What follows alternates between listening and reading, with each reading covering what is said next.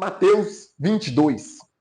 Jesus lhes falou novamente por parábolas, dizendo: O reino dos céus é como um rei que preparou um banquete de casamento para o seu filho. Enviou seus servos aos que tinham sido convidados para o banquete, dizendo-lhes que viessem, mas eles não quiseram vir. De novo, enviou outros servos e disse: Digam aos que foram convidados que preparem meu banquete. Meus bois e meus novilhos gordos foram abatidos, e tudo está preparado. Venham para o banquete de casamento.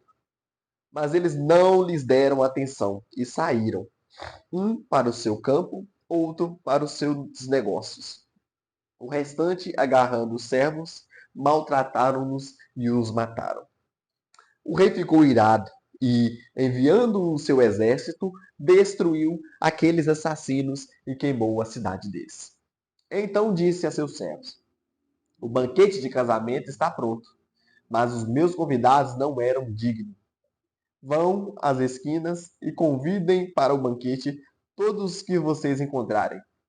Então os servos saíram para as ruas e reuniram todas as pessoas que puderam encontrar, gente boa e gente má, e a sala do banquete de casamento ficou cheia de convidados. Mas quando o rei entrou para ver os convidados, notou ali um homem que não estava usando vestes nupciais. E lhe perguntou: Amigo, como você entrou aqui sem vestes nupcial? O homem emudeceu. Então o rei disse aos que o serviam: Amarrem-no as mãos e os pés e lancem-o para fora, nas trevas. Ali haverá choro e ranger de dentes. Pois muitos são chamados, mas poucos são escolhidos. Então os fariseus saíram e começaram a planejar um meio de enredá-lo em suas próprias palavras.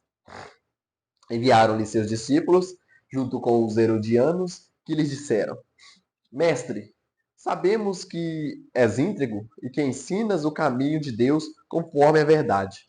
Tu não te deixas influenciar por ninguém, porque não te prendes a aparecer dos homens. Diga-nos, pois, qual a tua opinião? É certo pagar imposto a César ou não? Mas Jesus, percebendo a má intenção deles, perguntou: Hipócritas, por que vocês estão me pondo à prova? Mostrem-me a moeda usada para pagar o imposto. Eles lhe mostraram um denário e ele lhes perguntou: De quem é esta imagem e esta inscrição? Disseram: De César, responderam eles. E ele lhes disse: Então, deem a César o que é de César e a Deus o que é de Deus. Ao ouvirem isso, eles ficaram admirados e, deixando-o, retiraram-se. Naquele mesmo dia, os saduceus, que dizem que não há ressurreição, aproximaram-se dele com a seguinte questão: Mestre, Moisés disse que se um homem morrer sem deixar filhos, seu irmão deverá casar-se com uma viúva e dar-lhe descendência. Entre nós havia 7 irmãos. O primeiro casou-se e morreu. Como não teve filhos, deixou a mulher para o seu irmão. A mesma coisa aconteceu com o segundo, com o terceiro, até o sétimo. Finalmente, depois de todos, morreu a mulher. Pois bem, na ressurreição, de qual dos 7 ela será esposa, visto que todos foram casados com ela? Jesus lhe respondeu: Vocês estão enganados porque não conhecem as Escrituras nem o poder de Deus. Na ressurreição, as pessoas não se casam nem são dadas em casamento, mas são como os anjos do céu. E, quando a ressurreição dos mortos, vocês não leram o que Deus lhes disse: Eu sou o Deus de Abraão, o Deus de Isaque e o Deus de Jacó? Ele não é Deus de mortos, mas de vivos. Ouvindo isso, a multidão ficou admirada com o seu ensino. Ao ouvirem dizer que Jesus havia deixado os saduceus sem resposta, os fariseus se reuniram. Um deles, perito na lei, o pôs à prova com essa pergunta: Mestre, qual é o maior mandamento da lei? Respondeu Jesus: Ame o Senhor, o seu Deus, de todo o teu coração, de toda a tua alma e de todo o teu entendimento. Este é o primeiro e maior mandamento. E o segundo é semelhante a ele. Ame o seu próximo como a si mesmo. Destes dois mandamentos dependem toda a lei e os profetas.